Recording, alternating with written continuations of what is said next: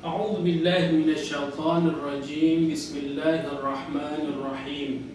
الحمد لله رب العالمين وبه نستعين على أمور الدنيا والدين والصلاة والسلام على أشرف الأنبياء والمرسلين وعلى آله وصحبه أجمعين. أما بعد.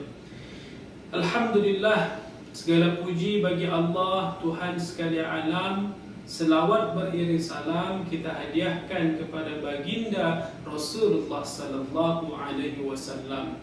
Tidak terasa hari ini kita telah memasuki pertengahan di bulan Ramadan, tepatnya yaitu 16 Ramadan. Dan sempena dengan hari adalah hari pertengahan Ramadan dan akan memasuki bulan ke-17 Ramadan, yaitu disebut dengan Nuzul Al-Quran. Maka video ini kita khaskan untuk anda pengguna salam phone dan anda semua yang melihat kami di YouTube dan di Facebook kami. Tuan-puan yang dirahmati oleh Allah, saudara-saudari muslim-muslimat yang dirahmati oleh Allah. Kalau kita lihat Nuzul Al-Quran, dua perkataan Nuzul dan Al-Quran. Nuzul ialah turun dari atas langit ke bumi, dan Al-Quran sesuatu yang dibaca, apabila dibaca ia berpahala. Dan Al-Quran ialah mukjizat Nabi terbesar kepada umatnya. Kalau kita imbas kembali kisah silam pada zaman Rasulullah, bagaimana Rasulullah sallallahu alaihi wasallam menerima pertama sekali wahyu Allah. Saat itu Rasulullah sedang beruzlah, sedang menetap di satu gua yang disebut dengan Gua Hira. Di situ Rasulullah bermuhasabah, mencarikan kebenaran. Akhirnya tepat dalam sebuah riwayat, dalam banyak-banyak pendapat, yaitu 17 Ramadan ketika malam Jumat, dan malam ini ialah malam Jumat, Rasulullah didatangi oleh seorang makhluk yang tidak pernah dilihat oleh Rasulullah. Makhluk itu memeluk Rasulullah dengan sekuat-kuatnya. Maka dia katakan, bacalah, Iqra, Iqra. Namun Rasulullah menjawab, saya tak dapat membaca, saya tak dapat membaca. Namun malaikat Jibril tetap menyuruh Rasulullah untuk membaca. Akhirnya seketika 3 kali disuruh membaca, maka Jibril membacakan ayat dan Rasulullah pun mengikutinya. Ayatnya seperti kita tahu, yaitu surah Al-Alaq, dimulai dari ayat yang pertama hingga ayat yang kelima. Iqra bismi rabbikal ladzi khalaq, khalaqal insana min 'alaq, Iqra wa rabbukal akram, alladzi 'allama bil qalam, 'allamal insana ma lam ya'lam. Iqra bismi rabbikal ladzi khalaq, kata Jibril kepada Nabi Muhammad, bacalah dengan nama Tuhanmu. Di sini kalau kita lihat apa pelajaran pertama yang ingin ditampilkan oleh malaikat Jibril, saudara-saudari, yang pertama ialah bahawa malaikat Jibril memeluk Rasulullah dengan sekuat-kuatnya, ingin menandakan bahawasanya ini kejadian, engkau bukan dalam keadaan tidur, engkau bukan dalam keadaan menghayal, tetapi kejadian ini adalah nyata. Dan ketika itu Rasulullah menggigil sekuat-kuatnya. Akhirnya Rasulullah pun balik kepada istrinya Siti Khadijah di rumah dengan keadaan yang ketakutan yang dahsyat. Sampai ketika itu istrinya Siti Khadijah bertanya, kenapa engkau wahai suamiku, kenapa?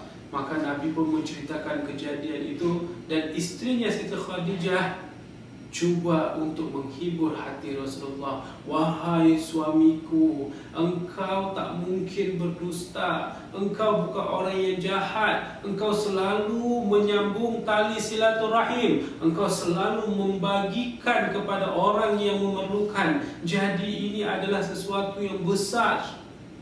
Di sini kita nampak, saudaraku, seorang istri Rasulullah membantu dalam keadaan suami seperti itu. Jadi pelajaran yang kedua kita dapat di sini yaitu seorang isteri harus sentiasa menyokong setiap apa yang dibuat oleh suaminya untuk kebaikan kepada Allah Subhanahu wa taala. Setelah kisah itu diceritakan kepada Siti Khadijah, lalu Siti Khadijah pun pergi kepada paman, kepada pakciknya, yaitu Waraqah bin Nawfal. Maka di situ diceritakan kejadian seperti ini. Seorang pendeta Nasrani ketika itu mengatakan, yaitu pakciknya dari Siti Khadijah, mengatakan, wahai Khadijah, suamimu akan selalu dihina, dia akan selalu mendapat tentangan yang besar dari kaumnya sendiri. Karena Nabi terdahulu pun seperti itu, apabila datang kalimah-kalimah daripada Allah, maka ialah manusia yang akan banyak dimusuhi oleh orang.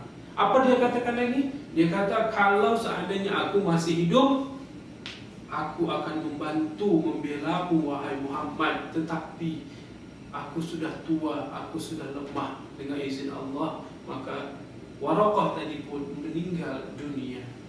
Saudaraku yang dirahmati oleh Allah, kita singkatkan cerita nuzul Al-Quran tadi. Apa pengajaran-pengajaran yang paling terpenting? Kalau kita lihat bahawa Al-Quran ialah mukjizat Nabi yang terbesar. Jadi hak Al-Quran kepada kita mesti buat yang pertama, membacanya. Itu hak Al-Quran. Yang kedua, setelah kita membaca, kita harus memahami. Yang ketiga, setelah kita pahami, maka kita harus mengamalkan isi kandungan yang kita pahami tadi. Itu hak Al-Quran. Bagaimana peristiwa-peristiwa nuzul Al-Quran itu kalau kita tahu, kita dengar dan kita pahami. Al-Quran turun selama 23 tahun. Kenapa? Karena untuk memudahkan kita membaca, memahami dan menghafalnya. Dan kalau kita tengok juga bagaimana cara Al-Quran turun kepada Rasulullah, ia turun ada dengan cara Allah memasukkan ke dalam hati terus, ada dengan malaikat Jibril menyerupai manusia, ada dengan gemuruh lonceng yang dahsyat. Bermacam cara Allah beri turunkan wahyu, dan wahyu ini turun dan Al-Quran ini turun juga untuk memberi penjelasan kepada manusia pada masa ini, masa akan datang dan masa yang lalu. Jadi subhanallah, kepada kita hari ini saya pesan, janganlah pernah mensia-siakan, meninggalkan Al-Quran, mukjizat Rasulullah yang terbesar kepada kita. Sempena nuzul Al-Quran ini, marilah dan sempena bulan Ramadan kita galakkan banyak membaca Al-Quran, tadabbur dengan Al-Quran, pahami ia, amalkan ia. Mudah-mudahan tazkirah ringkas tentang nuzul Al-Quran dapat memberi semangat untuk kita menjadikan Ramadan tahun ini ialah Ramadan kita yang terbaik. Mudah-mudahan apa yang saya sampaikan bermanfaat untuk diri saya dan anda semua di luar sana. Demikian, ila liqa' ma'as salamah. Assalamualaikum warahmatullahi wabarakatuh.